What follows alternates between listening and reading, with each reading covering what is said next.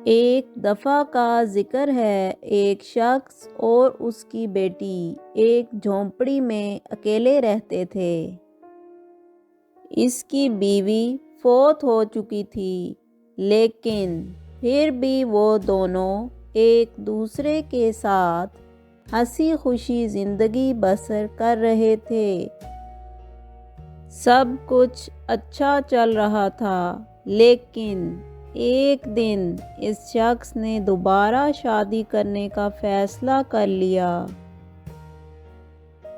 इस तरह नताशा को एक सुतेली माँ और एक सुतेली बहन मिल गई और इसके बाद सब कुछ बदल गया।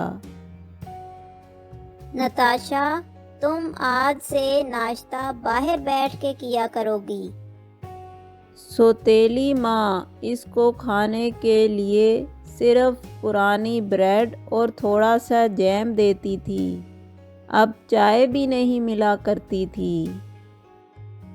नताशा बाहर चली जाती है। इसे याद आता है कि पहले वो कैसे अपने वालिद के साथ नाश्ता किया करती थी। अब्बू जान, चाय तो बहुत लजीज है और नाश्ता भी मज़ेदार है। इनका टेबल जैम और ब्रेड से भरा हुआ था। अब्बू, आज शाम को जब आप वापस आएंगे तो हम बाहर खेलेंगे। मेरी बेटी, मैं वापस आऊंगा तो हम बहुत सा वक्त इकट्ठे गुजारेंगे।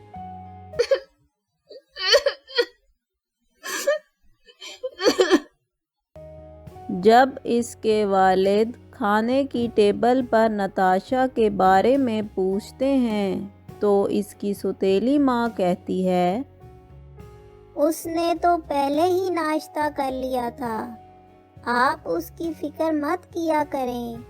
अब से मैं उसकी हर चीज का ख्याल रखूंगी। खाना खाने के बाद नताशा की माँ इसको बुलाने लगी। नताशा, इधर आओ, तुम खाने के सारे बर्तन धो दो और इसके बाद हम सब के जूतों पर जो मट्टी लगी है वो साफ करना, और फिर तुम्हें फर्श को भी अच्छी तरह साफ करना है ताकि वो चमकने लगे। जी अम्मी, मैं करती हूँ। हाँ, जल्दी जाओ और सारा काम खत्म करो। नताशा को अपनी सौतेली माँ से डर लगता था, इसलिए वो कुछ नहीं कहती थी। गुड़िया, मैं अब तुम्हारे साथ ज्यादा नहीं खेल सकती क्योंकि मेरी सौतेली माँ सारा वक्त मुझसे काम करवाती है। मुझे पता है, मैं देखती हूँ पहले कितना अच्छा वक्त था। हम बहुत मजे करते थे, तुम सारा दिन मेरे साथ खेलती थी और अब तो तुम काम करके इतना थक जाती हो। अनीला मेरी बेटी, मैं सोच रही हूँ कि इस नताशा से कैसे छुटकारा हासिल किया जाए। जी अम्मी, मैं तो खुद चाहती हूँ कि इसको घर से निकाल दिया जाए और फिर हम दोनों मजे से इस घर में रहें। लेकिन घर से निकालने से तो मसला हल नहीं होगा, ये दोबारा आ जाएगी। फिर अचानक इसके जहन में एक ख्याल आता है। मुझे समझ आ गई है, इससे कैसे जान छुड़ाई जा सकती है। अम्मी, कैसे? मुझे भी तो बताएं ना। मेरी बहन, जो एक बहुत खौफनाक चुड़ैल है, बाबा यग्गा, उसके पास इस नताशा को भेज देती हूँ, फिर तो आसानी से इस मुसीबत से जान छूट जाएगी। अगले दिन जब वालिद काम पे चले गए तो चालाक सुतेली माँ फौरन नताशा के पास आई और बोली, मेरी बात सुनो, आज तुम्हें मेरी बहन के घर जाना है। वो जंगल में रहती है। तुम्हें इसके पास जाकर सुई और धागा लेके आना है ताकि मैं तुम्हारा कमीज सी सकूं। लेकिन अम्मी, सुई धागा तो घर में पड़ा हुआ है। नताशा को डर लगने लगा क्योंकि वो जानती थी कि उसकी बहन और कोई नहीं बल्कि खतरनाक चुड़ैल बाबा यग्गा है। जब मैंने तुम्हें कह दिया है कि तुम अपनी खाला के घर से सुई धागा लेकर आओगी ताकि इस कमीज को सिया जाए, मुझे ये बात दोबारा ना दोहरानी पड़े। घर में जो सुई धागा पड़ा है वो मैं इस्तेमाल नहीं करूंगी। जी अम्मी, लेकिन मैं तो उनके घर कभी नहीं गई। मुझे उनका घर कैसे मिलेगा? हाँ, ये बात हुई ना। अब मैं तुम्हें बताती हूँ। तुम जंगल में नाक की सीध में चलती रहना और फिर तुम्हें एक पुराना दरख्त नजर आएगा। वहाँ से सीधे हाथ पे मुड़ जाना। कुछ देर बाद तुम्हें एक झोंपड़ी नजर आएगी। वही मेरी बहन का घर है। अब जल्दी करो, सुस्त लड़की। नताशा अपने कमरे में जूते पहनने के लिए जाती है। नताशा, तुम कहीं जा रही हो? हाँ, मेरी सौतेली माँ बहुत जालिम है।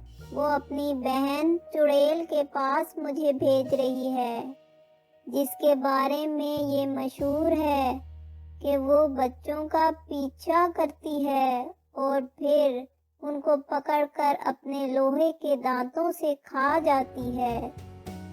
नताशा, क्या तुम वापस नहीं आओगी? मुझे तो बहुत डर लग रहा है। पता नहीं वो चुड़ैल मेरे साथ क्या करेगी।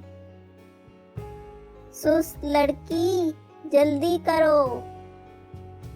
नताशा की सौतेली माँ इसको खाने के लिए थोड़ी सी ब्रेड, चंद पुराने गोश्त के टुकड़े और चीज़ देती है। चलो अब यहाँ से जल्दी निकलो ताकि तुम वक्त पर पहुँच सको। नताशा जब बाहर निकलती है तो वो वापस जाने का सोचती है, लेकिन फिर इसे अपनी सौतेली माँ का गुस्सा याद आता है और वो जाने का फैसला कर लेती है।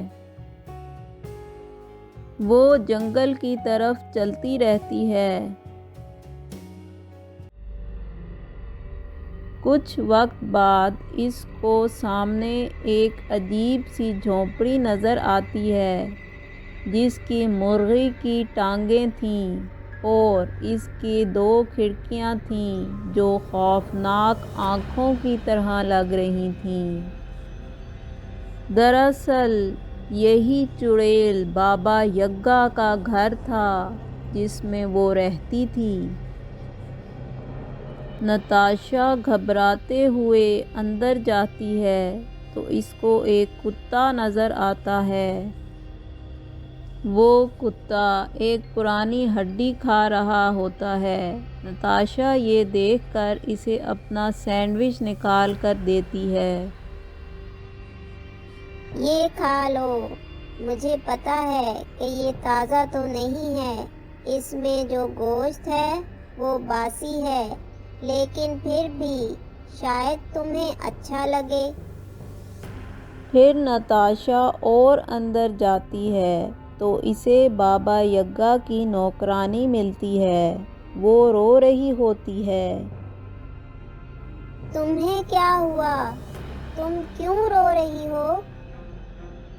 बाबा यग्गा सारा दिन मेरे से बहुत काम करवाती है। ये रुमाल ले लो, इससे अपने आंसू पोंछ लो। इतने में वहाँ पे चुड़ैल बाबा यग्गा आ जाती है। मैं नताशा हूँ। आप आपकी बहन ने मुझे आपके पास सुई धागा लेने के लिए भेजा है। मेरी भांजी, तुम कैसी हो? तुम ऐसा करो, वहाँ उस कमरे में बैठकर थोड़ा काम करो, मैं अभी आती हूँ। नताशा बहुत घबराई हुई थी। वो कुछ कहे बगैर चली जाती है। अच्छा, तो ये नताशा है, मेरी बहन की सौतेली बेटी, जिसने उसे तंग करके रखा हुआ था। अब मज़ा आएगा। हा हा हा हा हा हा हा। जाओ और जाकर एक बड़े से पतीले में ढेर सारा पानी गरम करो। मैं इस लड़की का आज मज़ेदार खाना बना के खाऊंगी। नौकरानी बावर्ची खाने में जाकर पानी गर्म करना शुरू कर देती है। नताशा जब कमरे में काम कर रही होती है तो एक बिल्ली आती है जो अपने शिकार को ढूंढ रही होती है। नताशा इसको चीज़ देती है जो इसके पास बचा हुआ पड़ा था। बिल्ली इसे कहती है, प्यारी लड़की, क्या तुम यहाँ से भागना चाहती हो? हाँ, मुझे डर है कि बाबा यग्गा मुझे अपने लोहे के दांतों से चबा जाएगी।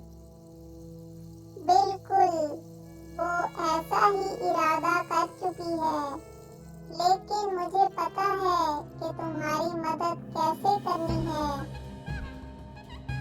अचानक चुड़ैल आती है और पूछती है,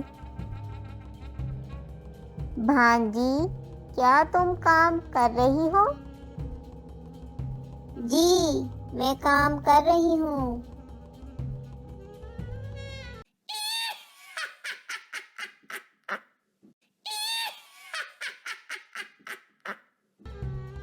फिर इतने में नौकरानी कमरे में जग लेने के लिए आती है तो नताशा इससे कहती है, मुझ पर रहम करो, मेरी मदद करो। तुम पानी जल्दी गर्म ना करना, इसमें देर लगाना, ताकि मैं यहाँ से भाग सकूं। ठीक है, मैं कोशिश करूंगी कि कुछ देर तक बाबा यग्गा को बहला सकूं।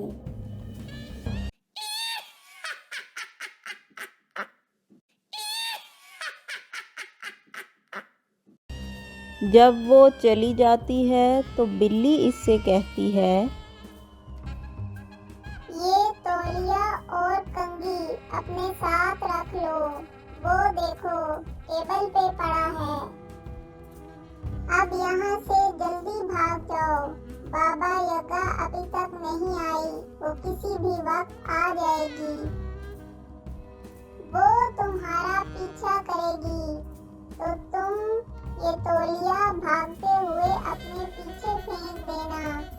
ये एक बड़ी नदी में बदल जाएगा, जिसका पानी कभी खत्म नहीं होगा और इस नदी को पार करने में बहुत वक्त लगेगा। इतनी देर में तुम भाग जाना और अगर फिर वो तुम्हारे पीछे आने लगे तो तुम इस कंघी को फेंकना। ये बड़े घने जंगल में तब्दील हो जाएगी, जो कोई भी पार नहीं कर सकता। लेकिन वो मेरे जाने के बाद यहाँ आएगी तो उसे पता चल जाएगा। तुम फिक्र मत करो, उसका मैं बंदोबस्त कर लूंगी।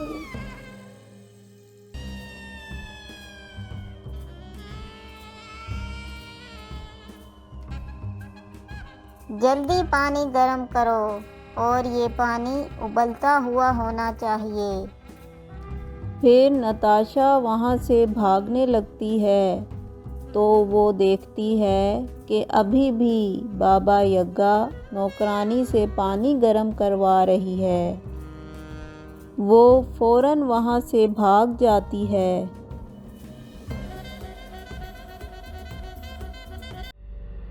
बाबा यग्गा फिर जाकर कमरे में पूछती है, भांजी, क्या तुम काम कर रही हो? हाँ, मैं काम कर रही हूँ। ये तो मेरे खाने की आवाज़ नहीं है।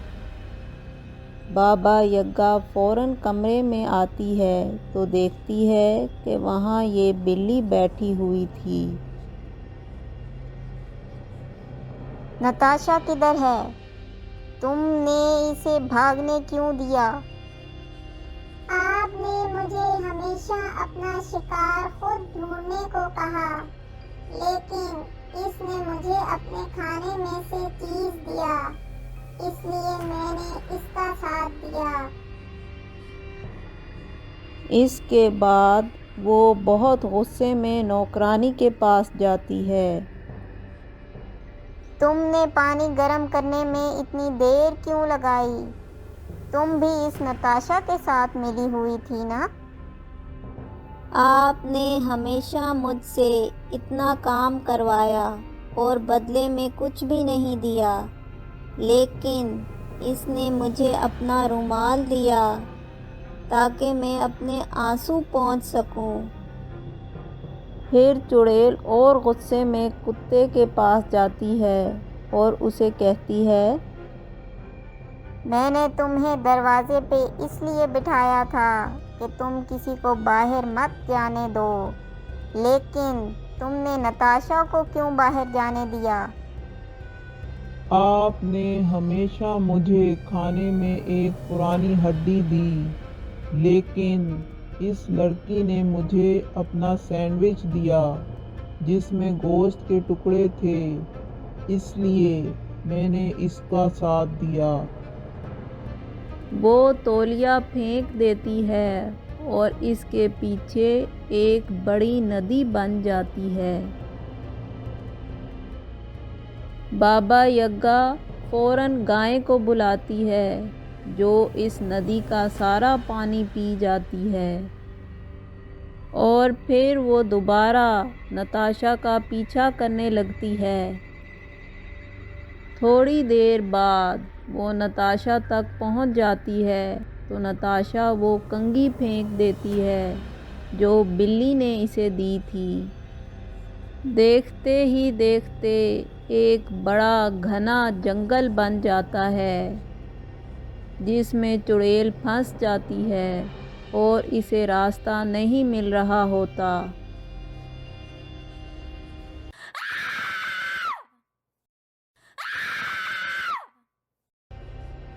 नताशा भागते हुए अपने घर पहुंच जाती है।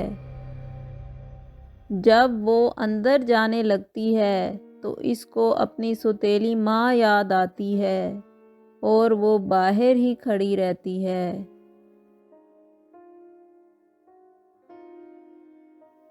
इतने में इसके वालिद भी काम से वापस आ जाते हैं। वो नताशा को घबराए हुए देखकर परेशान होते हैं और इससे पूछने लगते हैं, बेटी, तुम इतनी घबराई हुई क्यों हो? क्या हुआ है? मुझे सब सच सच बताओ। नताशा इनको एक एक बात बता देती है कि कैसे इसकी सौतेली माँ ने इसे चुड़ैल बाबा यग्गा के पास मरने के लिए भेज दिया। इसके वालिद को बहुत गुस्सा आता है और वो अपनी बीवी और उसकी सौतेली बेटी को हमेशा के लिए घर से निकाल देता है।